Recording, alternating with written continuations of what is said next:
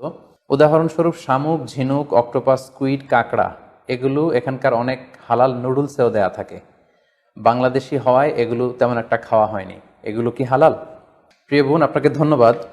আপনি sea food খাওয়া, C ফুডের কিছু আইটেমের কথা উল্লেখ করেছেন। এগুলো খাওয়া হালাল কিনা এ ব্যাপারে আপনি জানতে চেয়েছেন।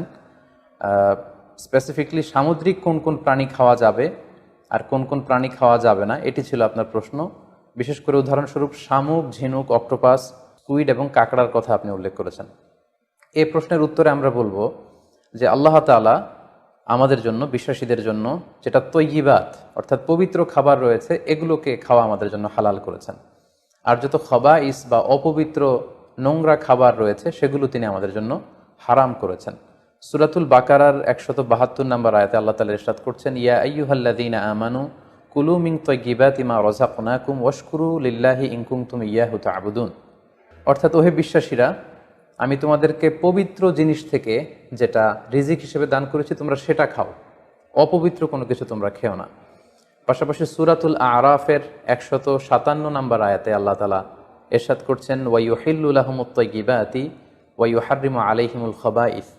অর্থাৎ তিনি তোমাদের জন্য তৈয়িবাত বা পবিত্র খাবারগুলোকে তিনি হালাল করেছেন, আর অপবিত্র যত খাবার আছে এগুলো তিনি তোমাদের জন্য হারাম করেছেন। তো কোন জিনিস খাওয়া আমাদের জন্য হালাল আর কোনটা খাওয়া হারাম, এক্ষেত্রে আমরা বিশ্বাসীরা এই মূলনীতি সবসময় অবলম্বন করতে হবে যে যেটা তৈয়িবাত পবিত্র সেটা আমাদের জন্য খাওয়া, সেটা কনজিউম করা আমাদের জন্য হালাল, আর যেটা খাবাইস অপবিত্র সেটা কনজিউম করা আমাদের জন্য হারাম। যেমন কালামুল্লাহ মাজিদ আল্লাহ তাআলা আমাদেরকে জানিয়েছেন যে রক্ত খাওয়া হারাম, যেহেতু এটা খাবাইস। শুকরের গোশত খাওয়া হারাম, মৃত প্রাণী খাওয়া হারাম। আল্লাহ ছাড়া অন্য কোনো দেবদেবীর নামে যে প্রাণীগুলোকে স্লটার করা হয়েছে, উৎসর্গ করা হয়েছে, বলি দেওয়া হয়েছে, এগুলোর গোশত খাওয়া হারাম, কারণ এগুলো সব হচ্ছে মিনাল খাবাইস, অপবিত্র। এ পর্যায়ে ডিরেক্টলি যদি আপনার প্রশ্নের উত্তরে আসি যে সি ফুডের ব্যাপারে, সমুদ্র থেকে প্রাপ্ত যে প্রাণী বা খাবার এগুলোর ব্যাপারে কোরআন আমাদেরকে কি জানিয়েছে, সেক্ষেত্রে আমরা সূরাতুল মায়েদার 96 নম্বর আয়াতকে এখানে উল্লেখ করতে চাই, যেখানে আল্লাহ তাআলা ইরশাদ করছেন, উহিল্লা লাকুম সয়দুল বাহরি ওয়া তুআমুহু মাতাআল লাকুম ওয়া লিস-সাইয়ারা। অর্থাৎ তোমাদের জন্য সাগরের শিকারকে হালাল করা হয়েছে। সাগর থেকে আমরা মাছ বা অন্যান্য যে কোনো জিনিসে শিকার করি না কেন সেটা খাওয়া, কনজিউম করা, সেটা আমাদের জন্য হালাল। পাশাপাশি সাগরে মৃত যা পাওয়া যায় এটাও আমাদের জন্য হালাল।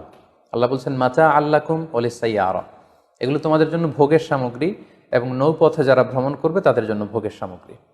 রাইসুল মুফাসসিরিন আব্দুল্লাহ ইবনে আব্বাস রাদিয়াল্লাহু তাআলা আনহু এই আয়াতের তাফসীরে সয়দুর বাহার বলতে তিনি বুঝিয়েছেন জীবিত। জীবিত তোমরা সাগর থেকে যেটাকে শিকার করো সেটা তোমাদের জন্য খাওয়া জায়েজ। আর ওয়া তুআমুহু দ্বারা তিনি উদ্দেশ্য নিয়েছেন মৃত, অর্থাৎ সাগর থেকে প্রাপ্ত যে কোনো প্রাণী জীবিত হোক কিংবা মৃত হোক, যেভাবেই আমরা আহরণ করি না কেন সেটা খাওয়া আমাদের জন্য হালাল।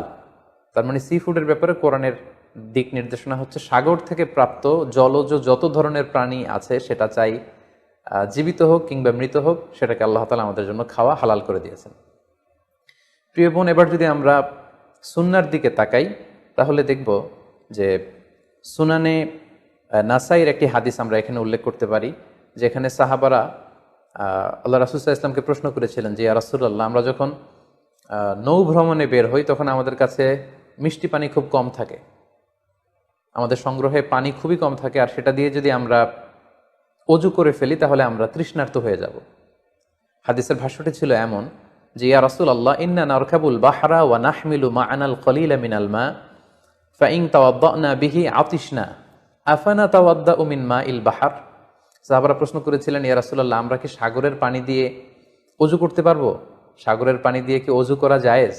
আল্লাহ রাসূল সাল্লাল্লাহু আলাইহি ওয়াসাল্লাম এই প্রশ্নের উত্তরে বলেছিলেন, হুয়া তাহুরু মাউ, হ্যাঁ অবশ্যই তোমরা সাগরের পানি দিয়ে অজু করতে পারবে, কারণ সাগরের পানি পবিত্র।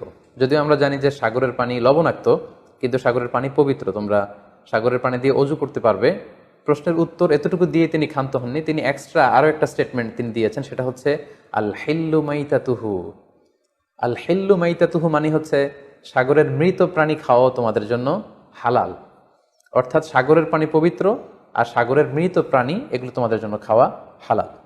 সম্মানিত সুধী, কোরআনের এই আয়াতটি এবং সুনানে নাসাইর এই হাদিসের বর্ণনা থেকে আল্লাহ রাসূল সাল্লাল্লাহু আলাইহি ওয়াসাল্লামের উত্তর থেকে আমরা বুঝতে পারলাম সাগর থেকে পাওয়া যত ধরনের সি ফুডের আইটেম হতে পারে, যত ধরনের খাবার হতে পারে, সেটা চাই জীবিত হোক কিংবা মৃত হোক, সেগুলো আল্লাহ তাআলা আমাদের জন্য কনজিউম করা, সেগুলো খাওয়া, সেগুলো আহরণ করা, সেগুলো স্বীকার করা আল্লাহ তাআলা আমাদের জন্য বৈধ করে দিয়েছেন। তবে কোনো স্কলার গুটি কয়েক প্রাণীর ব্যাপারে তারা দ্বিমত পোষণ করেছেন, কিন্তু আমরা যদি মেজরিটি স্কলারদের দিকে তাকাই তাহলে দেখব গোটা বিশ্বে যত স্কলার আছে মেজরিটি স্কলাররা ওনারা সি ফুডের সকল আইটেম খাওয়া হালাল, স্বীকার করা হালাল, খাওয়া হালাল বলে ওনারা মন্তব্য পেশ করেছেন। যারা এ ব্যাপারে কিছু কিছু প্রাণীর ব্যাপারে ভিন্ন মত পোষণ করেন তাদের কয়েকটি মতামত আমি আপনাদের সামনে তুলে ধরছি। যেমন কোনো স্কলাররা বলেছেন যে সাগরের প্রাণী খাওয়া তখন জায়েজ হবে যদি সেটা সবসময় সাগরে বসবাস করে, অর্থাৎ সেটা জলজ প্রাণী হতে হবে, কিছু সময় জলে থাকে আবার কিছু সময় স্থলে থাকে, এ জাতীয় প্রাণী খাওয়া যাবে না। যেমন ব্যাঙের কথা ওনারা উল্লেখ করেছেন, আল্লাহ রাসূল সাল্লাল্লাহু আলাইহি ওয়াসাল্লাম ব্যাঙ হত্যা করতে নিষেধ করেছেন, আর যে প্রাণী হত্যা করা নিষেধ সেটা খাওয়াও নিষেধ, সো ব্যাঙ খাওয়া যাবে না। এক্ষেত্রে ওনারা কুমিরের কথা উল্লেখ করেছেন, কারণ কুমির পানিতেও থাকে আবার ডাঙ্গাতেও থাকে, আর কুমির হচ্ছে খুবই ফেরোসাস, খুবই হিংস্র প্রকৃতির প্রাণী, সো এটার গোশত খেলে ওইটার একটা অ্যাটিটিউড মানুষের মধ্যেও চলে আসতে পারে। এজন্য শুধু মালিকি মাযহাবে কুমির খাওয়াকে ওনারা অ্যালাউ করেছেন, বাকি সব স্কলাররা কুমির খেতে নিষেধ করেছেন।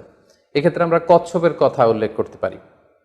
কচ্ছপ শুধু পানিতেই থাকে না, কচ্ছপ পানিতেও থাকে আবার কচ্ছপ স্থলেও থাকে, সো এক্ষেত্রেও স্কলাররা কচ্ছপের ব্যাপারে দ্বিমত পোষণ করেছেন। তবে শাফি মাযহাবে কচ্ছপ খাওয়া জায়েজ, তবে সেক্ষেত্রে ওনারা শর্তারোপ করেছেন যে এটাকে স্লটার করে জবাই করে তারপরে কচ্ছপের মাংস খেতে হবে। সাগরের প্রাণীর ক্ষেত্রে হানাফি মাযহাবের মূলনীতি হচ্ছে যে সাগর থেকে যেটা মাছ হিসেবে আহরণ করা হয় শুধু সেটা খাওয়া যাবে। আই রিপিট, আমি আবারও বলছি, হানাফি স্কুল অফ থটে ওনাদের মূলনীতি হচ্ছে যেটাকে আমরা মাছ বলি, সাগর থেকে প্রাপ্ত শুধু ওই প্রাণী যেটা মাছ সেটা খাওয়া যাবে।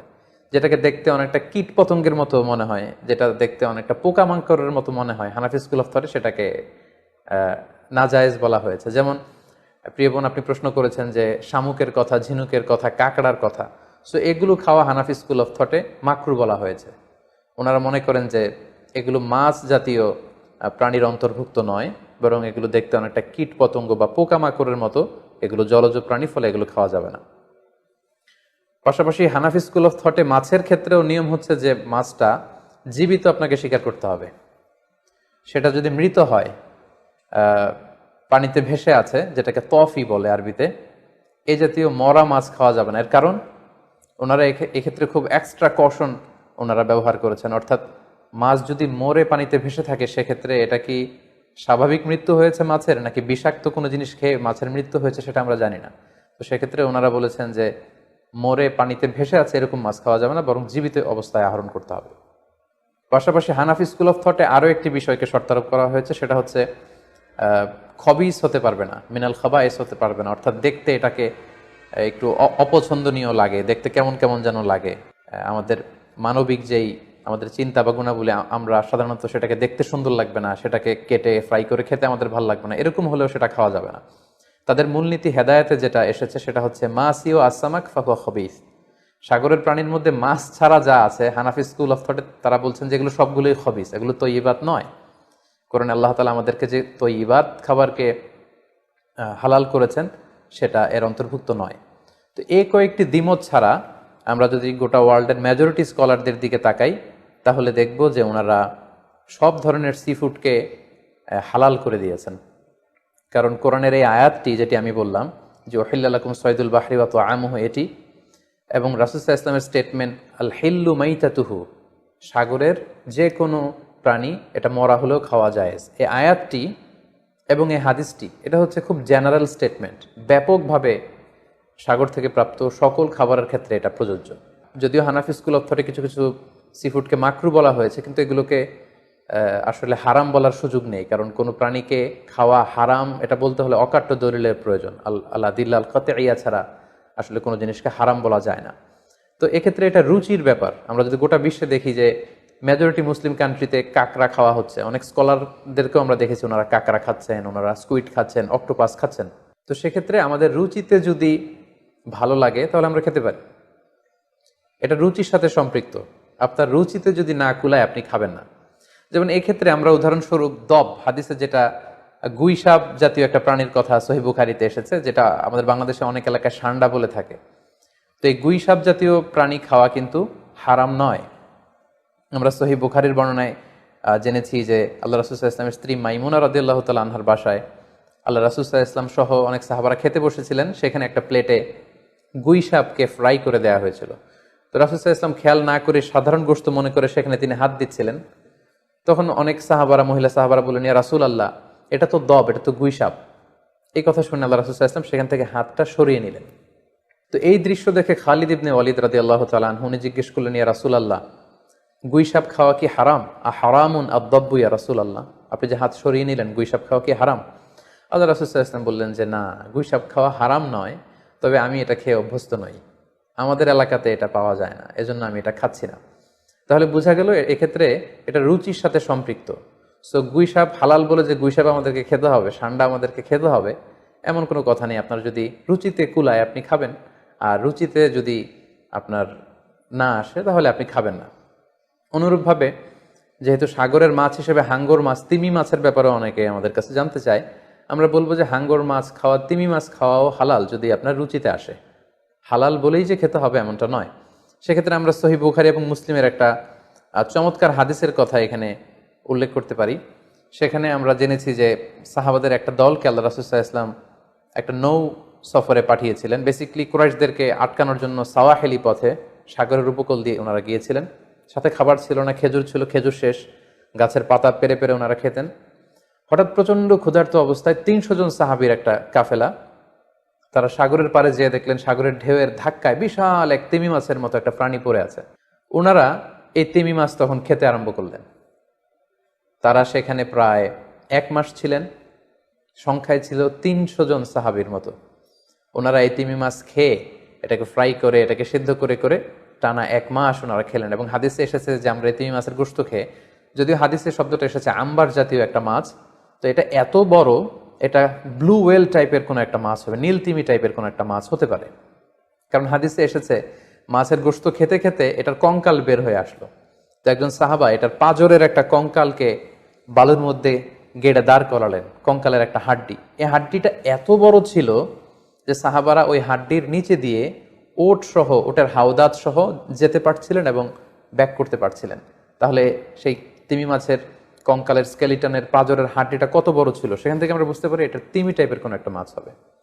সফর শেষ করে ওনারা যখন মদিনায় আসলেন তখন আল্লাহ রাসূল সাল্লাল্লাহু আলাইহি ওয়াসাল্লামকে ওনারা পুরো ঘটনার বৃত্তান্ত খুলে বললেন এবং জিজ্ঞেস করলেন, ইয়া রাসূলুল্লাহ, এই যে এত বড় তিমি মাছের মতো একটা মাছ যে আমরা খেয়েছি, আমরা তো জানি না এত বড় মাছ এটা খাওয়া শরীয়তে বৈধ কিনা। আল্লাহর হাবিব সাল্লাল্লাহু আলাইহি ওয়াসাল্লাম বললেন, এটা বৈধ, তিমি জাতীয় মাছ এগুলো খাওয়া বৈধ, এটা আল্লাহ তাআলা তোমাদের জন্য রিজিক হিসেবে রেখেছিলেন। সহিহ মুসলিমে যেই বর্ণনাটা এসেছে তিনি বললেন যে হুয়া রিজকুন আখরাজাহুল্লাহু লাকুম, এটা আল্লাহর পক্ষ থেকে তোমাদের জন্য নির্ধারিত একটা রিস্ক।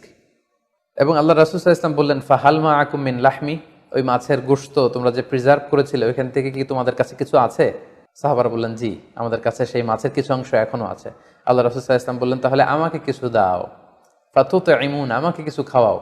ক্বালা ফাআরসালনা ইলা রাসূলিল্লাহি সাল্লাল্লাহু আলাইহি ওয়াসাল্লাম মিনহু ফাআকালাহু, তারা তাদের বাড়ি থেকে সেই মাংসের কিছু অংশ এনে রাসূল সাল্লাল্লাহু আলাইহি ওয়াসাল্লামকে দিলেন, পাঠালেন, এবং সেই তিমি মাছের গোশত থেকে আল্লাহ রাসূল সাল্লাল্লাহু আলাইহি ওয়াসাল্লাম নিজে ভক্ষণ করলেন। সম্মানিত শুধু এই লম্বা হাদিসটি থেকে আমরা জানতে পারলাম যে সাগরের এই হাঙ্গর মাছ, তিমি মাছ, যেগুলো অনেক বড় বড় মাছ, এগুলোও খাওয়া বৈধ, যেহেতু সাগরের সব প্রাণী খাওয়া আল্লাহ তাআলা আমাদের জন্য জায়েজ করেছে।